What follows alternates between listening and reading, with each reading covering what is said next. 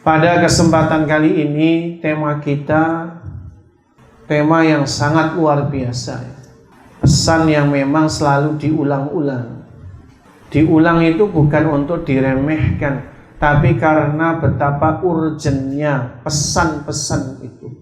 Sehingga kita tidak bisa meremehkan materi ini. Suatu ketika ada kisah.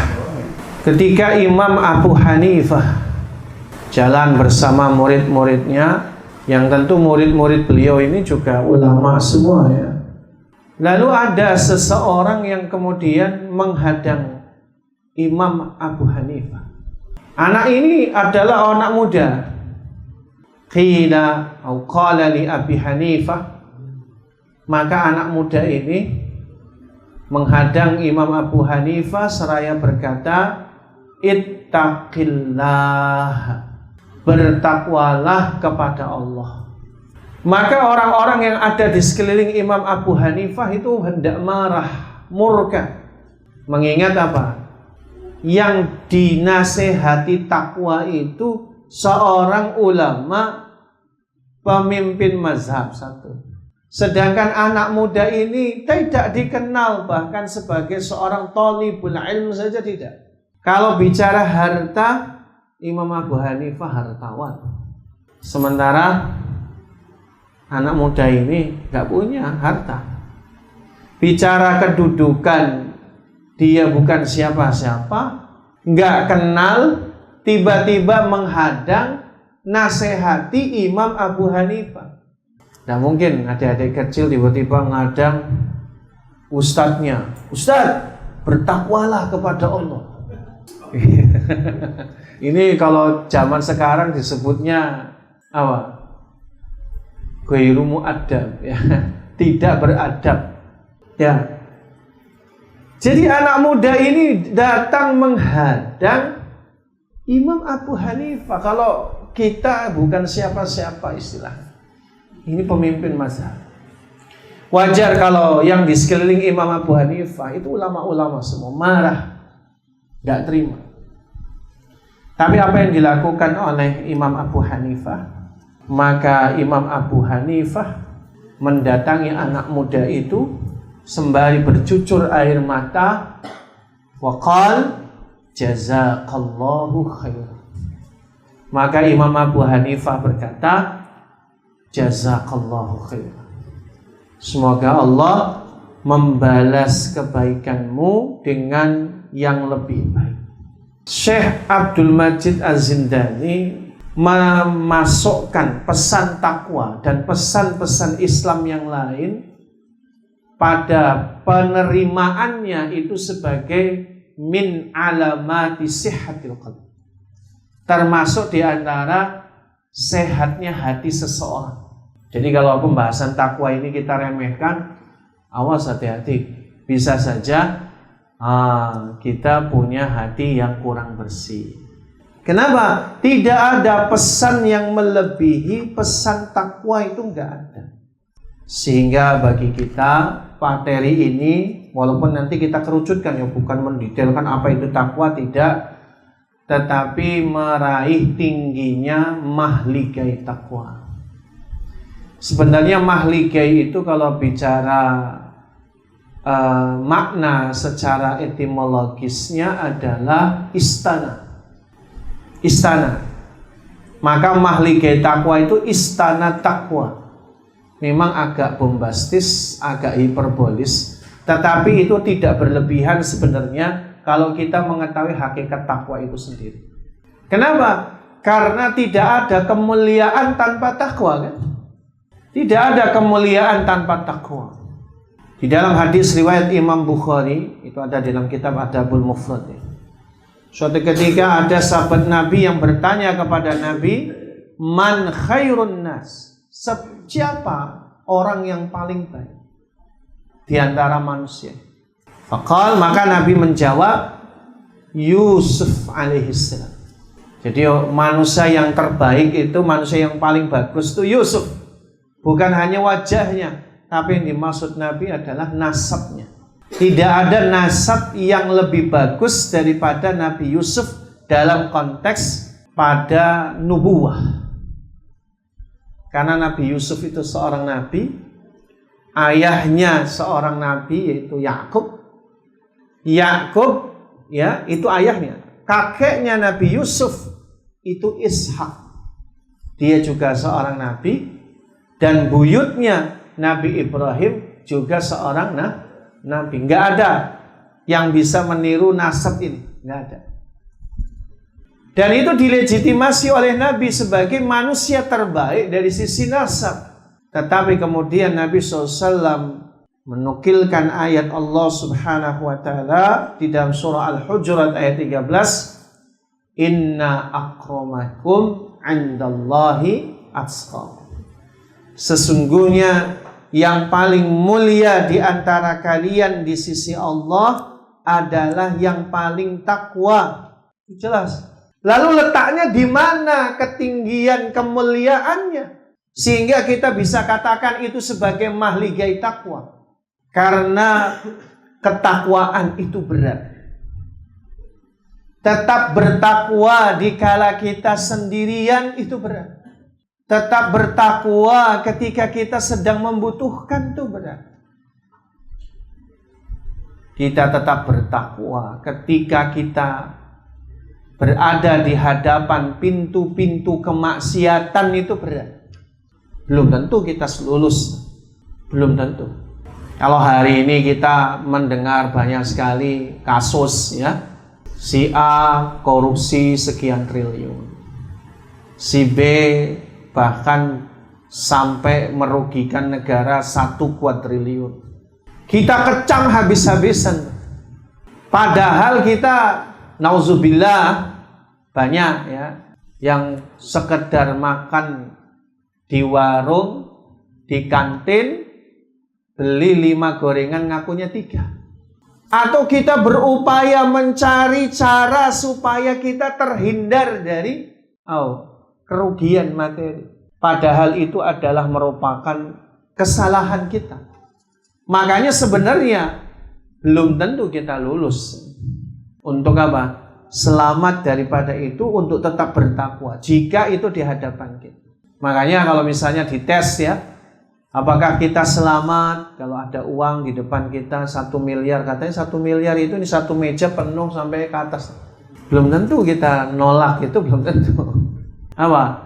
Karena godaannya. Makanya orang-orang yang menetapi jalan ketakwaan itu adalah mereka sekalipun terhina gara-gara mentaati Allah, tapi di hadapan Allah pasti mulia. Dia rela terhina di hadapan manusia, maka Allah akan menjadikan dia mulia. Biarpun dia dihina miskin, biar dia miskin daripada dia punya kekayaan tapi haram. Maka dia rela kelaparan daripada dia punya banyak makanan tapi makanannya ngambil dari milik orang lain. Maka yang sangat mirisnya, orang yang paling jahat di antara orang jahat, orang koruptor itu jahat, orang mencuri itu jahat, begal itu jahat. Tapi ada yang lebih jahat, uang sedekah dicuri.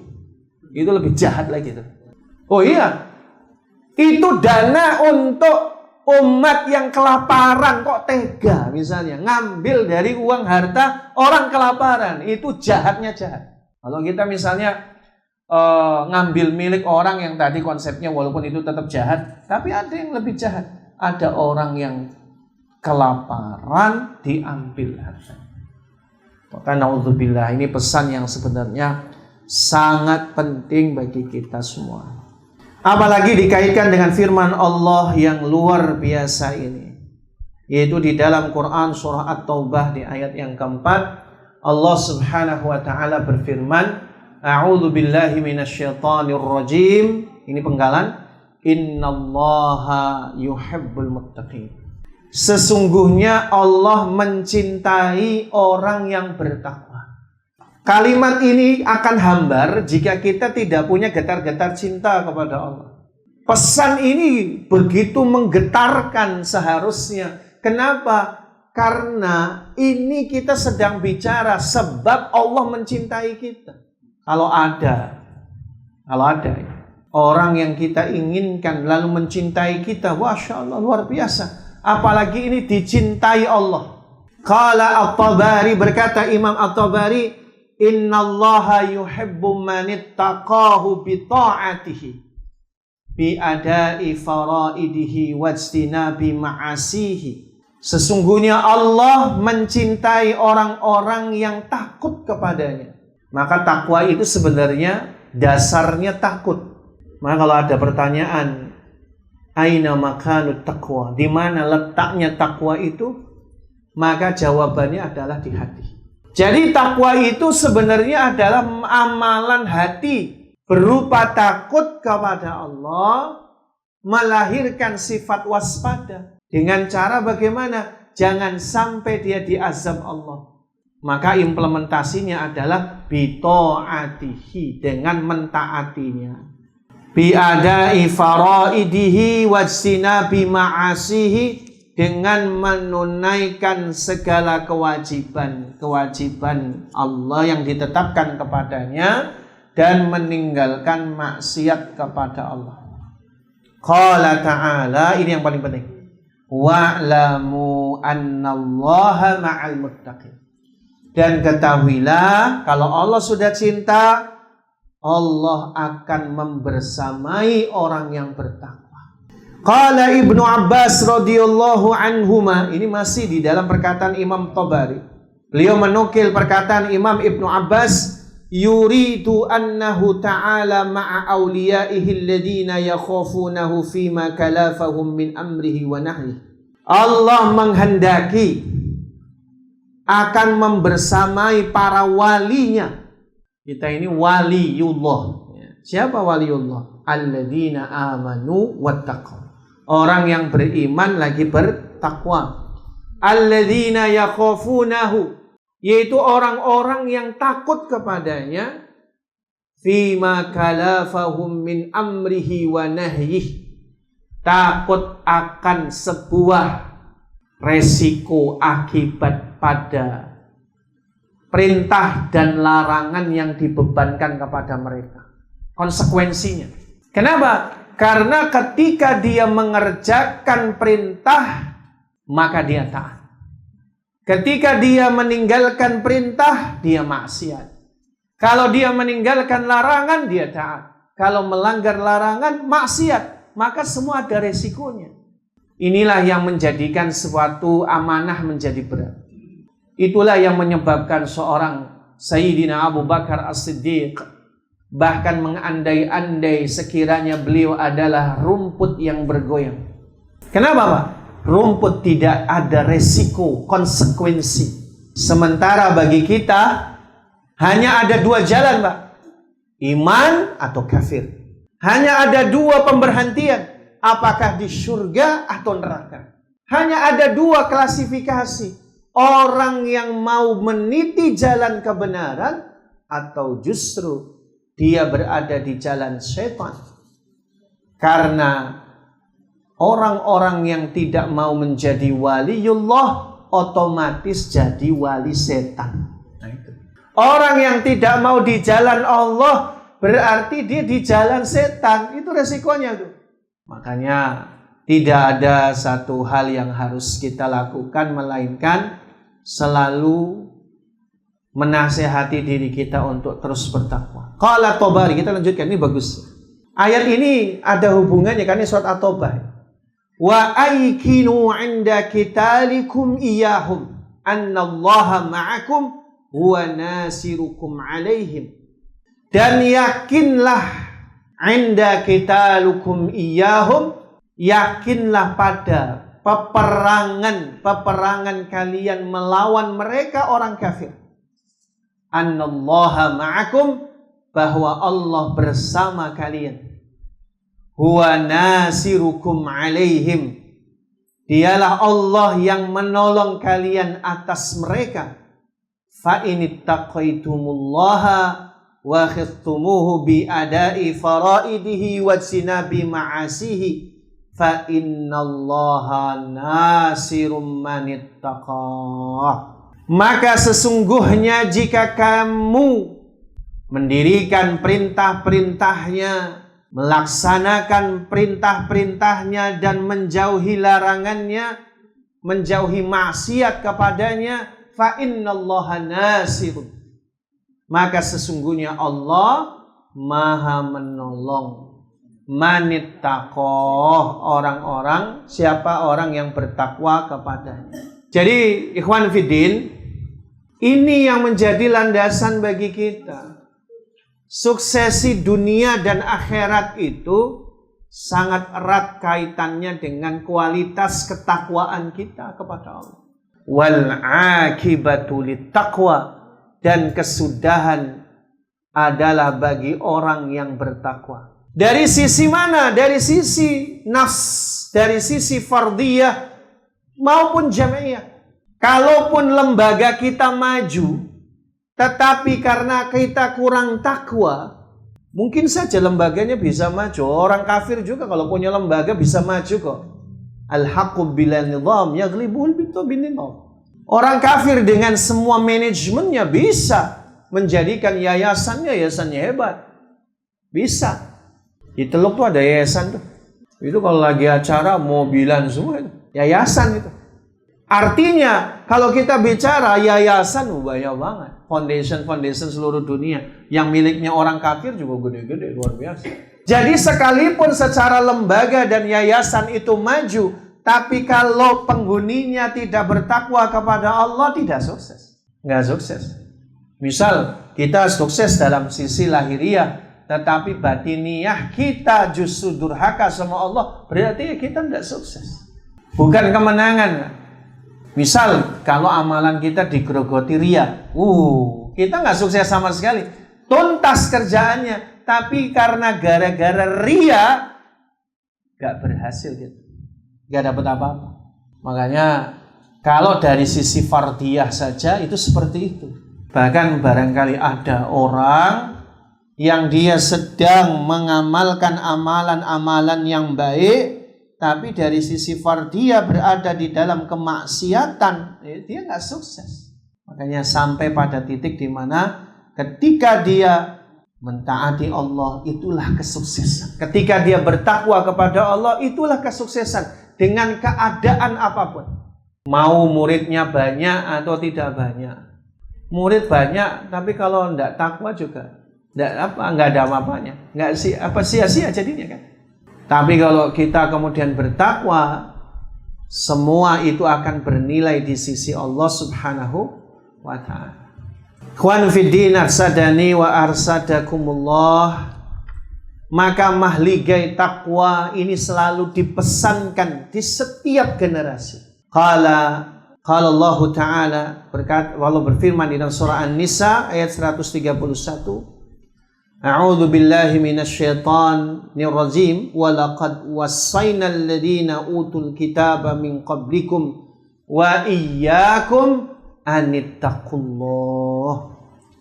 Dan sesungguhnya kami telah wasiatkan kepada orang-orang yang diberikan kepadanya Alkitab min qablikum, sebelum kamu, wa iyyakum, dan kepada kamu pula, anittaqullah, agar bertakwa kepada Allah Subhanahu wa ta'ala.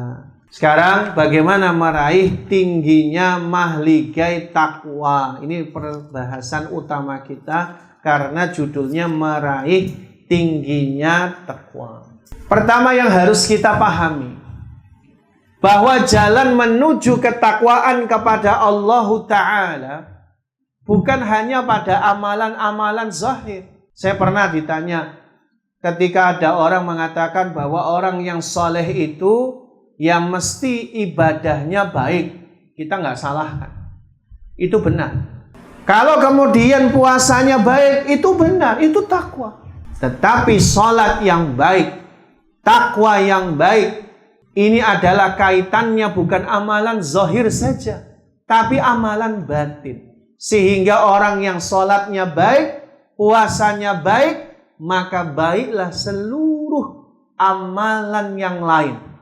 Misal Allah berfirman, inna sholata tanha 'anil fahsya'i wal munkar. Sesungguhnya sholat mencegah perbuatan keji dan mungkar. Itu kalau sholatnya baik. Tapi jikalau sholatnya tidak baik, belum tentu mencegah perbuatan keji dan mungkar. Nah itu. Makanya ada orang sholat masih tetap maksiat. Maka ada orang yang dia puasa tapi dia berkubang dengan kedurhakaan kepada Allah sang penguasa. Ada orang nyari rezeki dari sang pemberi rezeki, tetapi dia durhaka kepada sang pemberi rezeki. Ada banyak. Makanya Imam Ibnu Qayyim al-Jauziyah di dalam kitab Ighatsatul Lahfan, termasuk juga ada di dalam kitab Madarijus Salikin, dirangkum dengan satu rangkuman dinukilkan kepada beliau. Beliau mengatakan, min alamati mautil qalbi al-qaswatu firriqah. Di antara tanda-tanda matinya hati seseorang itu adalah al-qaswatu firriqah. Hatinya keras, tidak punya sensitivitas, tidak punya kepedulian, tidak punya empati. Padahal hati yang benar, hati yang bersih, harusnya dia punya kelembutan dan sensitivitas. Maka ketika ada orang sholat, puasa, tapi pelit misalnya, ini dipertanyakan sholatnya. Ada orang yang sholat, puasa, tapi nggak peduli dengan urusan orang beriman, maka bermasalah sholat dan puasanya. Maka oleh karenanya amalan-amalan zahir tadi, amalan-amalan sholat, puasa, konteksnya amalan zahir saja, belum bisa menghasilkan ketakwaan. Maka minal umuri allati idza qama bihal abdu asbaha minal muttaqin. Inilah perkara-perkara yang jika seorang hamba itu mendirikannya, maka dia bisa meraih mahligai takwa sebagai orang yang bertakwa. Yang pertama adalah talabut taqwa minallah, minta takwa kepada Allah. Doa. Karena takwa itu sebagiannya adalah mawahib, ada sebagiannya makasib. Takwa itu sebenarnya konsep dasarnya mawahib, anugerah, yang sifatnya adalah given, pemberian dari Allah. Allah yang memberikan petunjuk untuk sampai kepada derajat ketakwaan itu. Makanya takwa itu sebenarnya pemberian. Kita tidak akan sampai pada derajat takwa kalau tidak Allah beri. Doa yang dipanjatkan oleh Nabi SAW di dalam hadis riwayat Imam Muslim, Allahumma inni as'alukal huda wat-tuqa wal-afafa wal-ghina.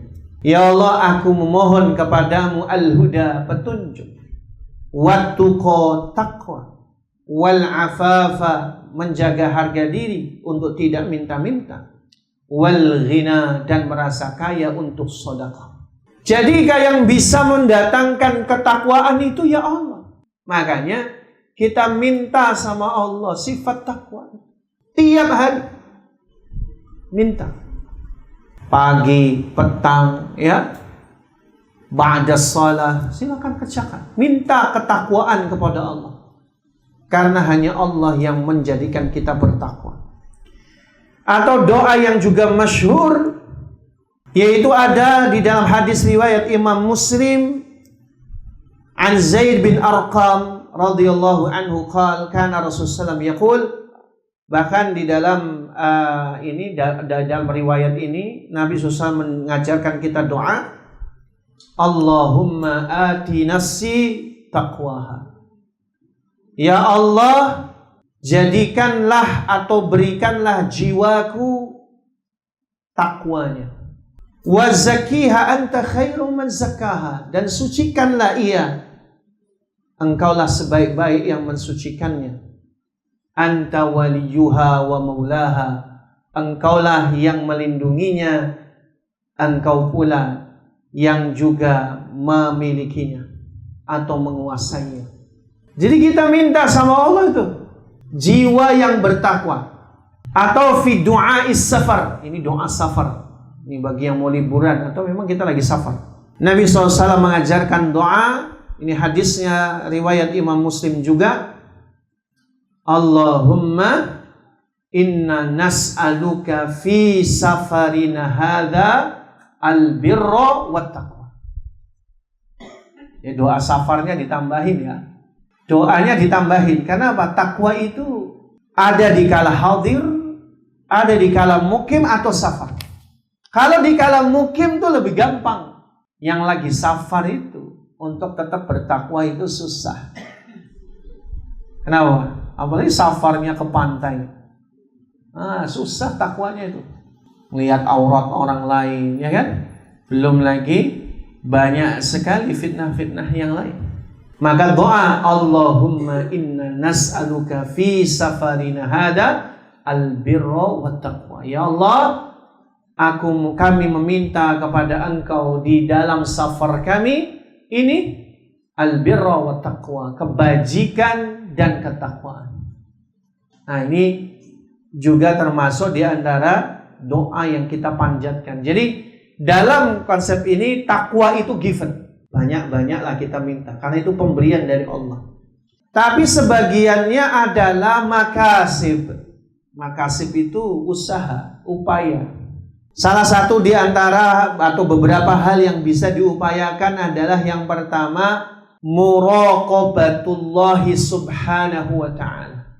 Muraqabah. Apa muraqabah itu?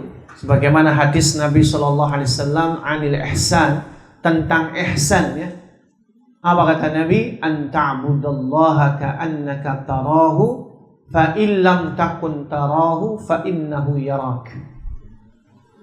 Engkau beribadah kepada Allah seakan-akan kamu melihat Allah. Jika kamu tidak bisa seakan-akan melihat Allah, ketahuilah Allah Maha melihatmu. Di frase yang pertama, para ulama menjadikan itu sebagai musyahadah, merasa melihat Allah, seolah-olah dia ingat, ngelihat apa saja tuh ingat Allah terus. Maka salah satu di antara keistimewaan Abdullah bin Mubarak itu apa, Pak? Kata murid-muridnya. Suatu ketika ketika lagi kajian malam mati lampu, Pak. Dulu kan masih pakai siroj, lampu yang menggunakan minyak, ya, sumbu. Maka begitu mati, lagi dicari tuh minyak yang baru. Begitu dinyalakan lampu itu, kaget murid-muridnya karena gurunya bersimbah air mata, matanya membasuh atau membasahi jenggotnya. Orang kalau sudah musyahadah tuh beda, Pak. Orang mati lampu, kita pernah mati lampu 3 hari 3 malam tuh. Zaman kapan itu? Itu saya luar biasa tuh. Ya kalau kajian ini susah komunikasi, memang betul luar biasa. Tapi banyak orang-orang tuh udah penuh sumpah serapah, gelisah, padahal baru mati lampu. HP nggak hidup, laptop nggak hidup. Bahkan yang punya duit sampai nginep di hotel itu. Supaya apa? HP-nya hidup. Kalau di Amerika, bahwa indikator orang itu butuh psikiatri, salah satu indikatornya adalah ketika HP lowbat, panik, nyari colokan. Itu kalau di Amerika dia butuh ke psikiatri. Ada problem berarti. Itu beneran, Pak, indikator di Amerika itu. Kalau ada yang lowbat HP-nya, panik. Ya kalau nyari colokannya biasa, santai, nggak masalah. Tapi kalau panik, nggak ada colokan itu problem. Mentalitas, psikologi, bahkan psikiatri. Psikiatri itu harus minum obat, Pak. Kalau psikolog biasa kan diskusi aja. Kalau psikiatri itu harus minum obat, ya. Pertanyaannya adalah ketika dia mati lampu, HP-nya mati, gelisah, aina Allah, di mana Allah? Kan gitu kan pertanyaannya, mana Allah? Makanya Imam Abdullah ibn Mubarak itu basah janggutnya dengan air mata. Maka muridnya bertanya kepada beliau, wahai Syekh, wahai Gurunda, kenapa engkau sampai nangis, terseduh-seduh, air mata bercucuran? Jawabannya adalah, sungguh ketika mati lampu, gelap gulita, aku takut kepada Allah, akan gelapnya kuburku, dan akan gelapnya sirat yang hendakku titi nanti di yaumil qiyamah. Makanya tadi dimensinya sudah berbeda. Orang yang sudah musyahadah itu apa saja dikaitkan dengan Allah. Saya pernah nemani Syekh di Jakarta itu dulu, ya, waktu masih di Jakarta. Itu lampu merah lama nunggunya, namanya Jakarta macet, nangis dia. Nangis beneran. Nangis Masya Allah, luar biasa. Nangis terseduh-seduh. Kita nanya, mata beki, apa yang buat kau nangis? Tunjukin. Lampu merah. Coba, ngelihat lampu merah saja nangis. Dia ingat bagaimana macet sedemikian luar biasa, susah, panas, lama. Bagaimana dengan mahsyar? Macet di mahsyar. Yang satu hari bandingannya 50.000 tahun. Di mahsyar itu satu hari nilainya sama dengan 50.000 tahun hidup di dunia. Kayak apa? Matahari didekatkan, tinggal satu hasta, ya kan? Kita bertelanjang kaki, panas, semua kepanasan. Mau minum nggak bisa, nggak ada yang ngasih minuman. Mau berteduh nggak bisa, semua kepanasan. Makanya nangis. Nah itu kalimat yang musyahadah tuh kayak gitu. Pada level kita tidak bisa musyahadah, maka frase berikutnya ini disebut muraqabah. Merasa diawasi Allah. Dari mana merasa diawasi Allah itu melahirkan ketakwaan. Oh ini penting banget. Apalagi untuk anak-anak kita. Maka ada seorang ulama namanya Sahal bin Abdillah At-Tustari min tabi'at tabi'in, dari wilayah Tustar. Jadi Sahal bin Abdillah At-Tustari itu dia berkata bahwa ini riwayatnya ada ya di dalam berbagai macam kitab, termasuk Imam Ibnu Qudamah juga memasukkannya di Mukhtasar Minhajul Qasidin. Beliau mengatakan bahwa kami ketika umur 3 tahun itu biasa sholat malam. Setelah sholat malam kami muzakarah dengan para ulama.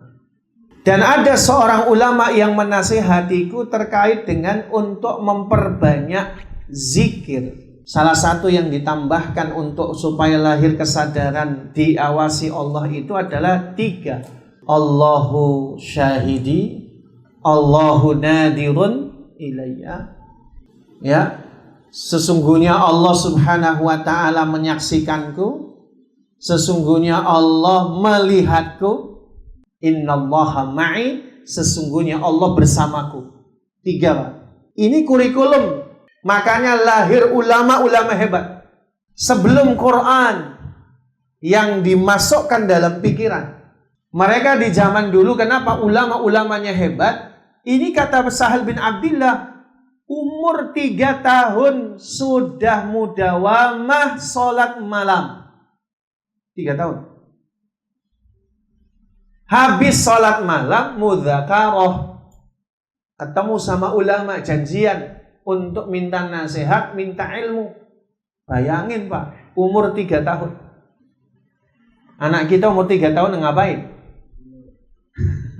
Bangunin subuh aja kita masih debat sama istri. Wah masih kecil gitu. Tapi justru disitulah rahasianya. Bedanya orang sekarang itu lebih banyak akses untuk ilmu tuh gampang. Tinggal klik, semua hadis muncul. Tinggal klik makalah muncul. Bahkan sekarang muncul ustadz-ustadz ChatGPT. ChatGPT. Banyak. Kalau dulu ustadz Google ya sudah ketinggalan. Tinggal di ChatGPT, klik ya temanya apa, dengan prompt yang kita buat, langsung keluar semua. Bahkan sekarang mahasiswa skripsi enak banget, tinggal klik udah keluar semua. Tapi keberkahannya nggak ada. Ya keberkahannya nggak ada. Loh ya bagaimana? Misalnya Imam Bukhari saja kan untuk dapat 1 hadis kadang 1 bulan baru dapat 1 hadis. Alangkah luar biasanya. Kita sekali duduk ribuan hadis. Tapi berkahnya nggak ada. Karena apa? Kurang muraqabah, kurang merasa diawasi Allah. Kekurangan kita. Jadi saya pernah melihat itu ada satu penelitian, Pak. Jadi untuk Golden Age itu umur emas ya. Itu sebelum SMP, Pak. Itu yang paling penting adalah penanaman spiritualitas. Di Jepang itu kurikulumnya itu sampai 4 SD, Pak. Tidak ada rapot, tidak ada ujian. Penerapannya adalah kedisiplinan.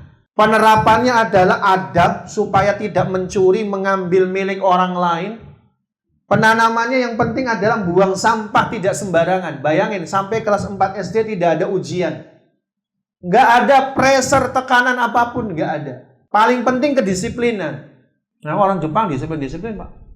Terlambat 1 menit saja, resiko itu. Resiko. Dari kecil. Jadi tidak ada sistem ujian, nggak ada. Di Jepang itu nggak ada. Pokoknya yang penting targetnya tadi, disiplin. Adabnya, tidak mencuri. Tidak mengambil barang milik orang lain, buang sampah pada tempatnya. Itu sampai kelas 4 SD mereka. Nggak ada dijejel semua materi, itu nggak ada. Kenapa? Karena itu golden age, masuk ke alam bawah sadar, Pak. Jadi karakter nantinya. Sebenarnya penerapan pendidikan kita juga sama. Lebih dulu malah kita, umur 3 tahun itu gimana anak-anak rasanya dekat dengan Allah, merasa diawasi Allah. Nanti fungsinya ke depan karena itu sudah menjadi karakter. Jadi ulama yang saleh. Bukan logikanya, bukan hanya aksiomanya, bukan hanya penalarannya, bukan hanya dalil-dalil yang ada di otaknya. Ini kaitannya muraqabah, merasa diawasi Allah. Nah, ini PR kita sebenarnya untuk meraih mahligai takwa ini. Kita sebagai orang yang ingin meraih ketakwaan harus merasa diawasi Allah. Lewat sholat bisa. Sholat itu, Pak, latihan merasa diawasi Allah. Ketika kita sholat khusyuk, perasaan yang harus dihadirkan apa? Kita menghadap kepada Allah. Bahkan surah Al-Fatihah yang kita baca itu ada dialog interaktif dengan Allah. Ketika kita mengatakan Alhamdulillahi Rabbil Alamin, apa dalam hadis? Allah berfirman, hadza abdi yahmidun. Ini hambaku sedang memujiku. Jadi kalau kita khusyuk itu sholatnya, itu sudah latihan merasa diawasi Allah. Allah melihat gerak-gerik kita, Allah melihat semua bacaan kita, Allah maha tahu yang terbesit dalam hati kita. Makanya sholat itu latihan. Yang ketiga, islahun niyah. Niat yang benar, Pak. Irodah yang benar. Imam Ibnu Qayyim Al-Jauziyah di dalam kitab Ighatsatul Lahfan, beliau mengatakan bahwa sebab lahirnya kesolehan itu 2. Yang pertama adalah al-ilmu wa tafhim. Yang kedua adalah al-iradah 'alal haqq. 2 ini, Pak. Poin pertama mungkin banyak orang punya. Ilmu dan pemahaman. Pemahaman yang benar. Orang yang menuntut ilmu belum tentu paham. Tapi orang yang juga paham belum tentu niatnya benar. Irodahnya benar. Belum tentu. Makanya tadi kita katakan bicara ilmu, tahu. Paham, paham. Tapi tindakannya, irodahnya nggak benar. Ya ini maaf Bapak sekalian. Ada 2 kasus. Pekan ini, Pak. 2 kasus. Ya pasangan ustadz ya, datang karena apa? Terjerat pinjol. Ustadz ini. Kalau antum tahu namanya bakal kaget ini. Tapi nggak perlu, jangan boleh tahu namanya, nggak boleh. Tapi kita hanya fenomena. Kalau bicara ilmu ada, paham. Tapi irodahnya nggak benar. Ya bayangin, ilmunya dikemanain. Hafalannya 30 juz dikemanain. Kok bisa terjerat pinjol? Ya Allah. Ya nangis-nangis, taubat ya alhamdulillah Ustaz, kalau memang sudah taubat. Kita cari masalah, cari penyelesaiannya. Asal antum jujur taubatnya, Allah kasih jalan. Artinya konsepnya bahwa ilmu dan pemahaman belum tentu jadi orang takwa. Belum tentu jadi orang soleh kalau irodahnya nggak benar. Siapa di antara kita yang nggak kenal kebersihan itu bagian dari iman? Siapa yang nggak tahu? Tapi kalau untuk nyapu itu kayaknya harus disuruh, dimarah. Ada santri di sini. Harus dimarah dulu.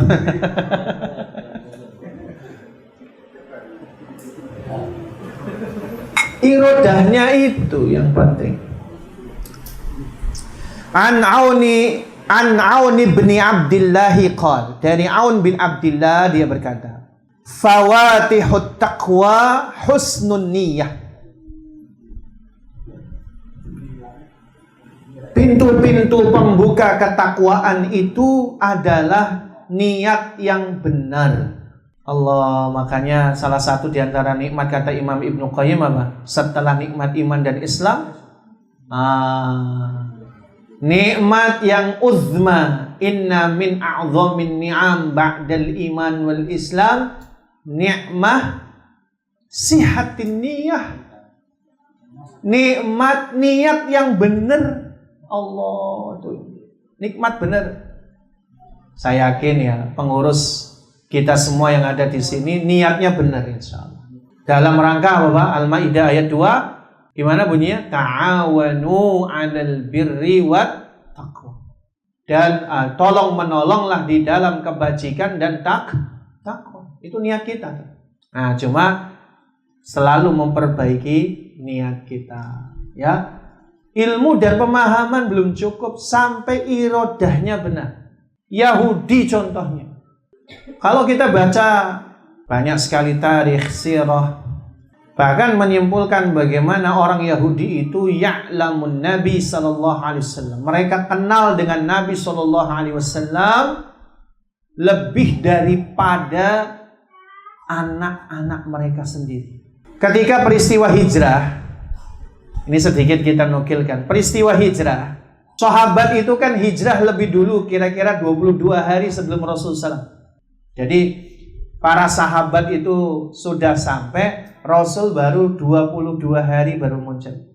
Ketika para sahabat sudah di Madinah, itu tiap hari pagi sore nungguin Rasul datang. Karena nggak datang-datang berhari-hari, para sahabat sudah udahlah nanti datang aja lah. Nggak usah dilihat, nggak usah diintai. Kalau Rasul pas datang ya datang aja. Tidak demikian bagi orang Yahudi. Melalui seorang tokohnya. Ini pendeta Yahudi, gurunya para pendeta. Pendetanya pendeta nih. Namanya Huyai bin Akhtab. Ayahanda dari Ibunda Sofia. Itu pendetanya pendeta itu. Para kaum muslimin sudah nyerah, udahlah nggak usah ditunggu, Rasul juga akan datang gitu. Orang Yahudi enggak. Tiap pagi sore tetap terus memantau kapan munculnya Nabi akhir zaman berhijrah ke Madinah. Dan mereka sudah paham lewat Taurat bahwa kenapa mereka kabur dari Baitul Maqdis ke Palestina, ke Madinah. Itu karena mereka menilai itulah negeri yang dijaga Allah. Begitu muncul Nabi Muhammad SAW dan Abu Bakar, maka dilihat sama Huyai bin Akhtab. Mulai dari ciri-cirinya, semuanya. Maka ada salah seorang di antara mereka pendeta Yahudi bertanya kepada Huyai bin Akhtab, bagaimana menurut Anda? Apakah dia benar seorang Nabi akhir zaman? Sebagaimana yang disebutkan dalam Taurat? Apa jawaban beliau? 100% benar. Lalu nanya lagi, lalu bagaimana kita? Apakah kita akan beriman kepadanya? Apa jawaban Huyai bin Akhtab? Oh enggak, kita perangi dia. Nah itu, orang Yahudi itu. Irodahnya enggak benar. Irodah keinginannya, niatnya itu justru menyelisihi kebenaran. Makanya ada orang-orang yang belajar menuntut ilmu, mungkin hafiz-hafizah, mungkin bahkan dia sampai derajat mufassir, tapi kalau niatnya nggak benar, ya dia tidak akan menjadi orang yang bertakwa, nggak akan. Nah itu ya berat. Berikutnya muhasabatun nafs. Muhasabah.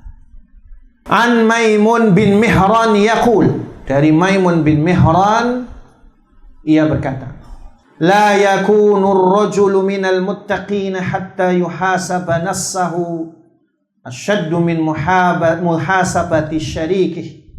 Seseorang tidak sampai derajat orang bertakwa sampai dia mengevaluasi dirinya, menghitung-hitung dirinya lebih daripada mengevaluasi temannya. Jadi kalimat yang lebih ini adalah tidaklah seseorang mencapai derajat takwa kecuali dia mencari-cari kesalahan dirinya lebih daripada mencari kesalahan orang lain. Kan ada orang yang fasih, pinter banget nyari kesalahan orang. Seperti antum nonton Indonesia lawan Jepang kemarin. Itu kayaknya antum pintu tinggal tendang. Padahal kalau kita main belum tentu. Ya alhamdulillah saya nggak nonton jadi nggak tahu gimana. Kayak yang nonton itu jadi komentator tuh kayak lebih pinter. Padahal kalau praktek belum tentu. Makanya banyak kita katakan orang tuh berkomentar terkait dengan orang lain karena dia sibuk nyari kesalahan orang lain.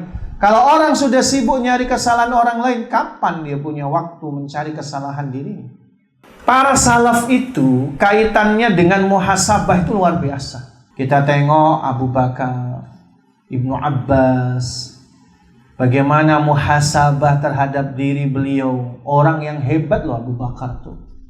Manusia terbaik loh setelah Nabi Muhammad SAW di zaman kita. Tapi tiap hari dia muhasabah, dia pegang lisannya, lidahnya tuh dipegang. Dan selalu kalau mau berkata itu dikatakan, awas ya, kamu ngomong jangan asal ngomong. Bayangin, Pak. Bahwa untuk mencapai derajat ketakwaan ini kita harus bisa mendidik seluruh organ kita, Pak. Bahkan memperingatkan. Ternyata itu ada penelitiannya, ada namanya intelijensi tanpa batas. Yang memang harus diverbalkan dan ini diamalkan oleh para salaf. Makanya kayak seolah-olah ngomong sendiri padahal bukan ngomong sendiri. Dia sedang bicara kepada anggota tubuhnya, kepada lisannya, awas ya. Kamu jangan ngomong sembarangan. Tangannya juga dikatakan, awas, kamu jangan menyentuh selain sesuatu yang halal. Ternyata itu salah satu metode, Pak. Kalau sekarang disebutnya tadi intelijensi tanpa batas, itu adalah intelijensi di bawah sadar yang memang harus diucapkan, sinyalnya masuk ke otak dan masuk ke alam bawah sadar.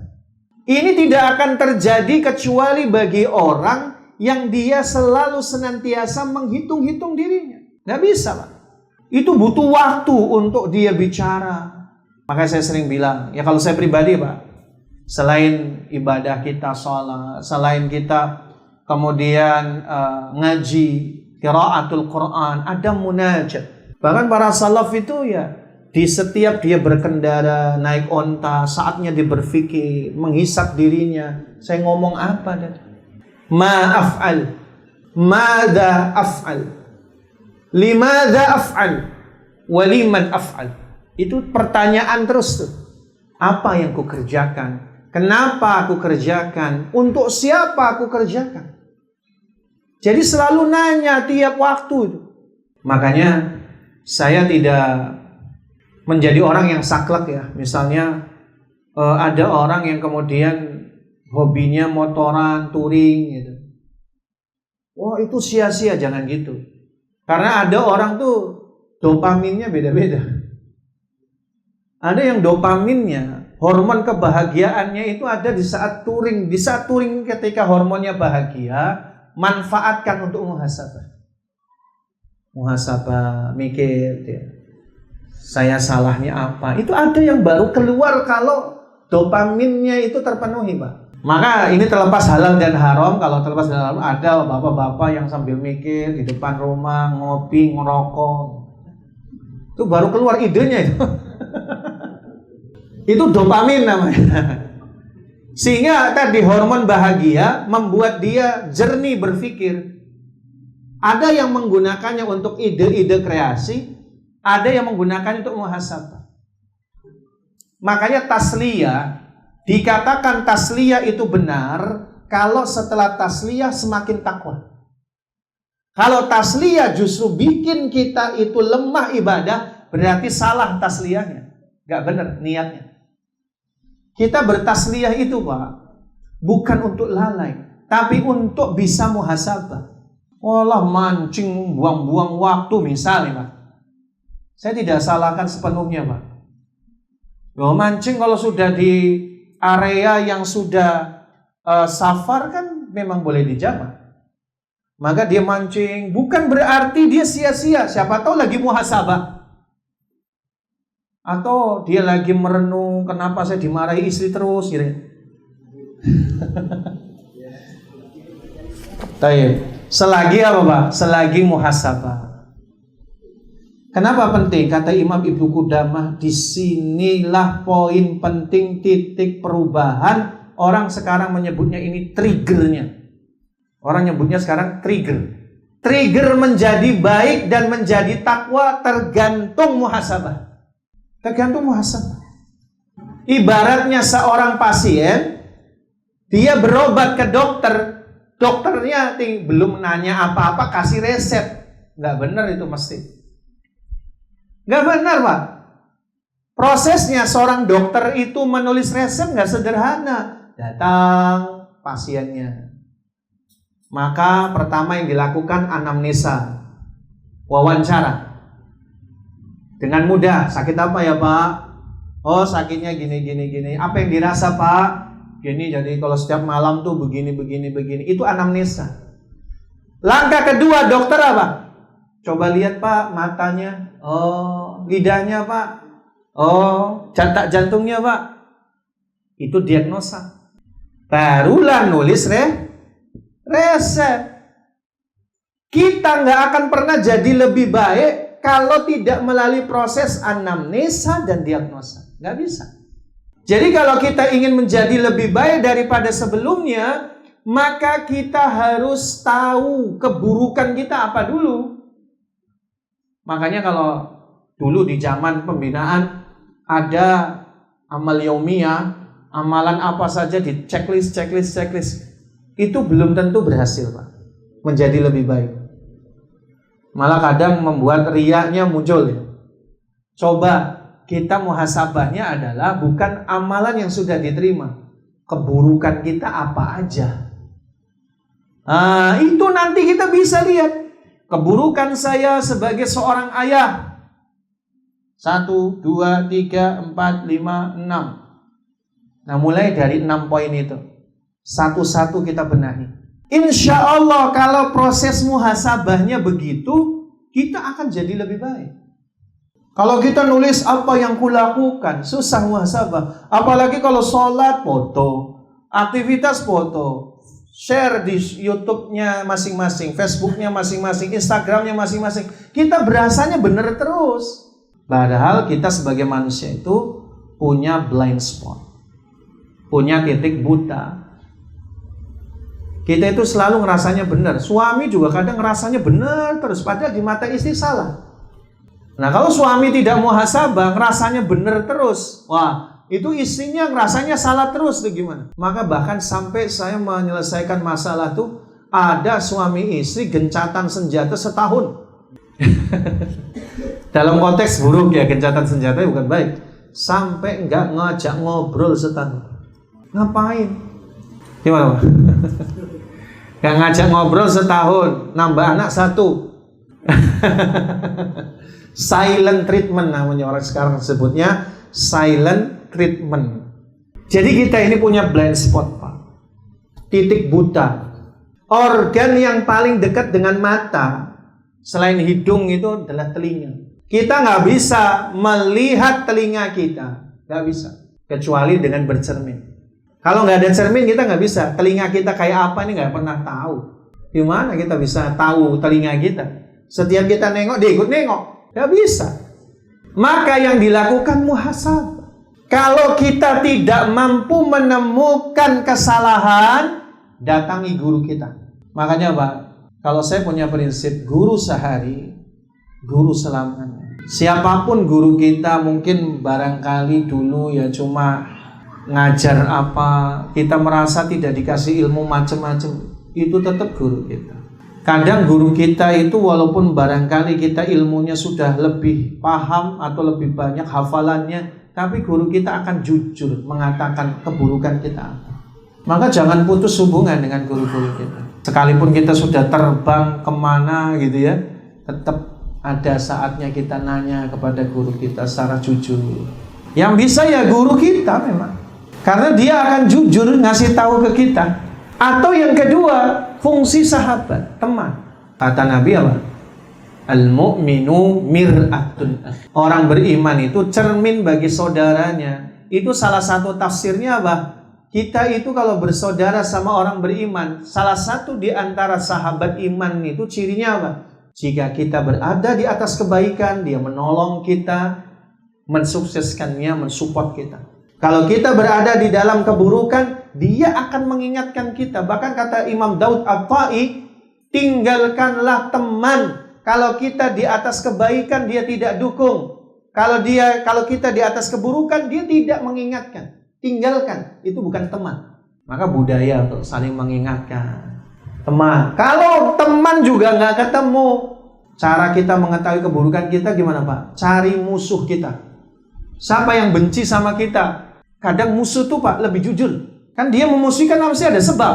Maka kalau ada orang sukanya musuhi kita, debat kita, suka nentang pendapat kita, itu bagus tuh Pak. Dijadikan sarana supaya kita bisa muhasabah. Kamu kok kayaknya kalau sama saya sentimen ya. Kok kayaknya bahasanya kasar, marah-marah terus. Nah ini kesempatan. Saya pengen memperbaiki diri. Menurutmu apa yang harus saya perbaiki? Apa kata temannya? Banyak. Alhamdulillah. Kalau banyak berarti tinggal kita data apa saja ya.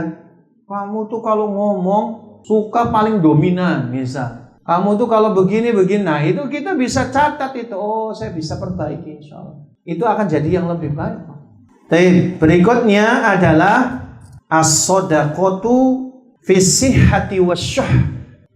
Kita kalau mau takwa ini Pak, bersedekah dikala sehat dan dikala pelit. Lagi pelit suruh sedekah coba. Makanya orang yang bertakwa itu paham ketika dia pelit tidak mau sedekah berarti ada problem dalam hatinya. Kata Imam Atta bin Abi Rabbah rahimahullah, lan tanalu syarafad dini wat taqwa hatta tatasaddaqu wa antum asha wa ashha. Tidaklah sekali-kali kamu mencapai kemuliaan agama dan takwa sampai kamu bersedekah dikala kamu sehat dan dikala kamu sedang syuh, pelit, bakhil. Artinya kita sudah mendiagnosa kita sedang pahit atau sedang pelit, berarti kita lagi ada penyakit. Maka obatnya maksa sedekah. Dipaksa. Maka ada kalanya bagi fundraiser ya, selain mendakwahkan untuk bersedekah dengan lemah lembut, kadang perlu Pak sedikit penekanan. Perlu sedikit penekanan, nakut-nakuti tentang bahayanya harta kalau tidak disedekahkan. Perlu supaya dia memaksa untuk sedekah. Kenapa? Karena memang suatu waktu itu perlu untuk dipaksa. Terakhir, sudah 10 ya? Ya Allah. 21 ya tuh. Yang berikutnya adalah al-haya, rasa malu. Qala Sufyan bin Uyainah, berkata Sufyan bin Uyainah, al-haya'u akhaffut taqwa. Malu itu adalah takwa yang paling ringan.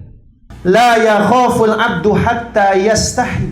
Seorang hamba itu tidak akan takut sampai dia malu. Wa hal dakhala ahlut taqwa fit taqwa illa minal haya. Bukankah para ahli takwa masuk pada sifat takwa melainkan dari rasa malu? Malu kenapa Pak? Malu ketika Allah kasih nikmat kepada kita gunakan justru untuk maksiat. Malu kita semua. Kita bernafas 1 menit berapa kita bernafas Pak? Kita bernafas itu 1 menit kira-kira 16 kali.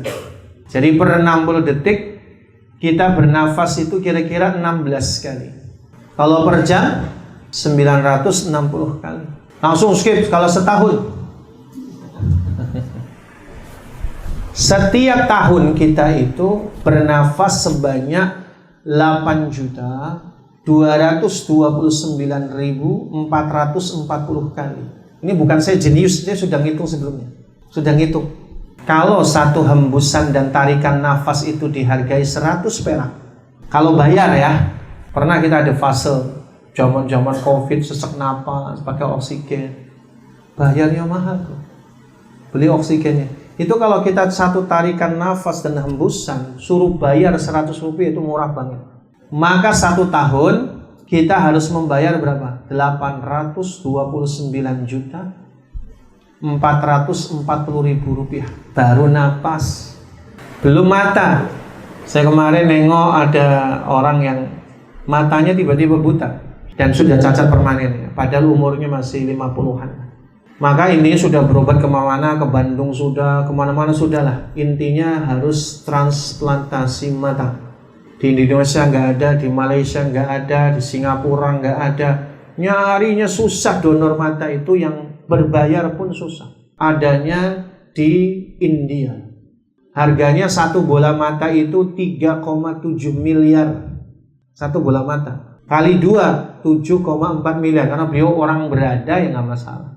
Uang punya 7,4 miliar. Baru mata. Dengan probabilitas hanya 35% sukses. Berarti 65%-nya gagal. Bayangin. Ya Allah. Nikmat mana lagi yang kita dustakan, ya kan? Nafas sudah gratis, mata gratis, telinga gratis. Malu kita sama Allah kalau perintahnya kita tinggalkan. Malu kita sama Allah kalau larangannya kita langgar. Malu kan? Maka suatu ketika datang orang yang bertanya kepada Imam Syafi'i rahimahullah. Ketika itu dia katakan, boleh nggak saya maksiat? Kata Imam Syafi'i, ya dengan 3 syarat. Syarat yang pertama, tidak makan makanan Allah.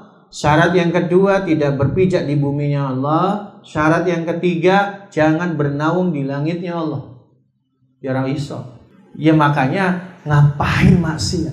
Malu kita sama Allah. Kalau seandainya rasa malu itu ada, maka kita tidak akan berbuat sekehendak kita. Makanya kata Nabi, idza lam tastahi fasna ma syi'ta. Jika kamu tidak malu, maka berbuatlah sesukamu. Jadi yang jadi titik tekan bukan frase awalnya, frase terakhirnya justru. Orang yang berbuat sesuka hati berarti nggak punya malu kepada Allah. Gitu. Titik tekannya ke sana. Kalau orang yang punya malu, dia tidak akan berbuat sesuka hati. Dia akan tahu aturan mana perintah, mana larangan. Dan tidak ada sekalian yang dirahmati Allah, kalau kita bicara kemuliaan kecuali dengan takwa. Ada sebuah syair dari Al-Mubarrad. Beliau ini adalah seorang munsyid syair yang soleh.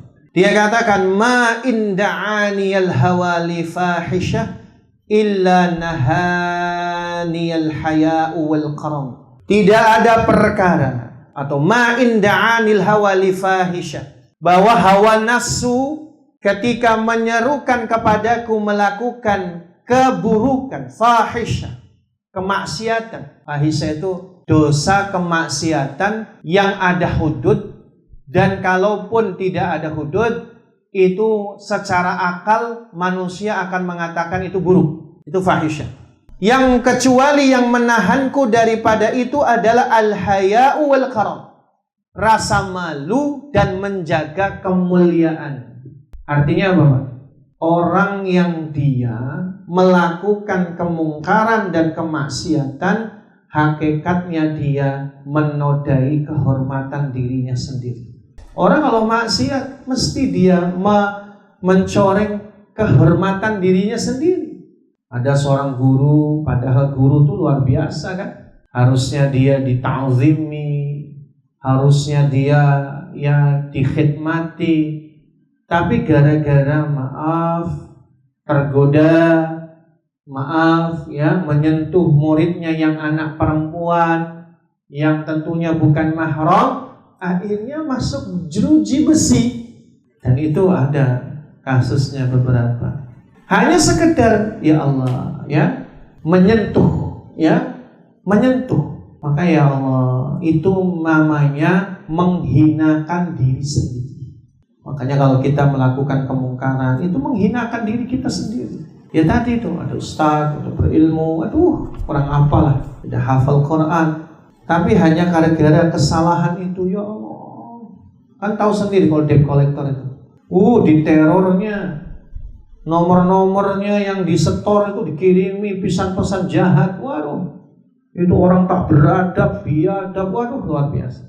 Itu kan namanya menghina diri sendiri.